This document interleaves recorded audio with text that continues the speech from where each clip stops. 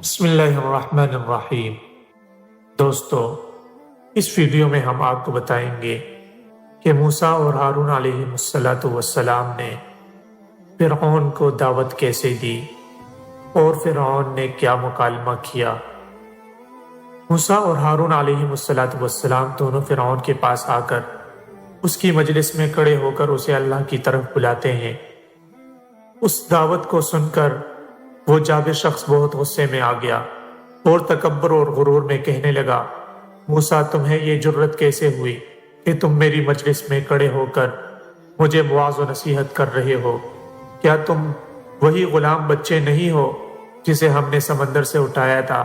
ساتھ ہی یہ کہنے لگا، أَلَمْ نُرَبِّكَ فِينَا وَلِيدًا، کیا ہم نے تجھے تیرے بچپن کے زمانے میں اپنے ہاں نہیں پالا تھا اور تم نے اپنی عمر کے بہت سال ہمارے ہاں نہیں گزارے، اور تو اپنا وہ کام کر گیا اور تو ناشکروں میں سے ہے۔ فرعون کے اس طعن پر موسیٰ علیہ السلام کو بہت زیادہ غصہ آیا، نہ جھوٹ بولا اور نہ انکار کیا، نہ کوئی عذر پیش کیا، بلکہ بڑے جوش اور وقار کے ساتھ جواب دیا۔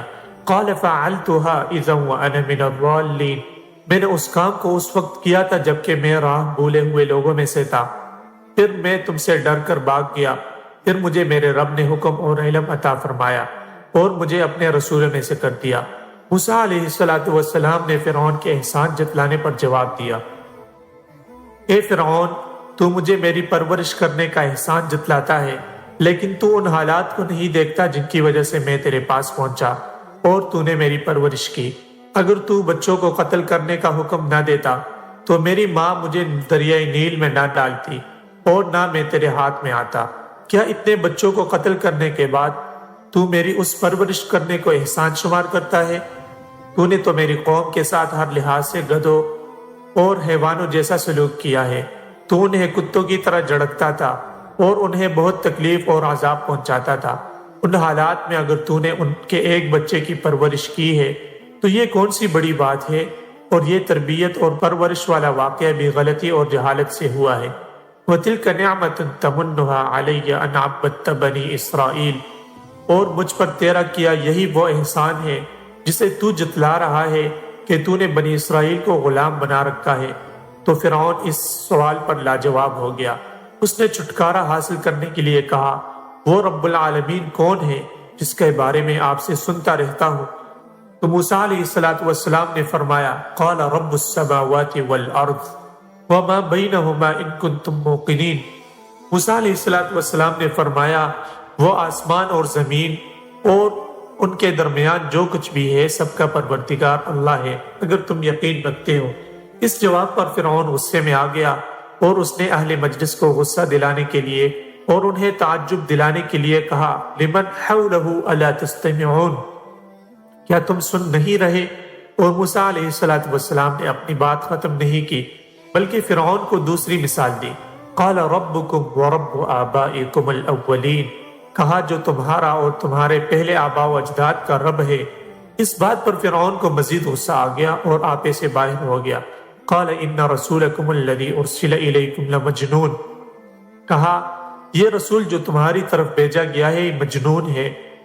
موسیٰ علیہ السلام نے بات کو جاری رکھتے ہوئے فرعون کو تیسری مثال دی۔ قال رب المشرق والمغرب وما بینہما ان کنتم تعقلون، موسیٰ علیہ السلام نے کہا، میں اس رب کی بات کرتا ہوں جو مشرق اور مغرب اور جو کچھ ان دونوں کے درمیان میں ہے سب کا رب ہے، اگر تم عقل رکھتے ہو۔ فرعون نے موسیٰ علیہ السلام کو اس کڑوے موضوع سے ہٹانے اور اپنے سرداروں کے غضب سے بچنے کا ارادہ کیا تو کہا، قال فما بال القرون الاولی، فرعون نے کہا پہلی قوموں کا کیا حال ہوا ہے؟ فرعون نے اپنے دل میں پروگرام بنایا کہ اگر موسیٰ علیہ السلام نے پہلی قوموں کے بارے میں کہا کہ وہ حق پر تھے تو میں کہوں گا کہ وہ تو بتوں کو پوجتے تھے، اور اگر آپ نے کہا کہ وہ گمراہی پر تھے تو اہل مجلس یہ جواب سن کر ناراض ہو جائیں گے کہ اس نے ہمارے بڑوں کو برا بھلا کہا۔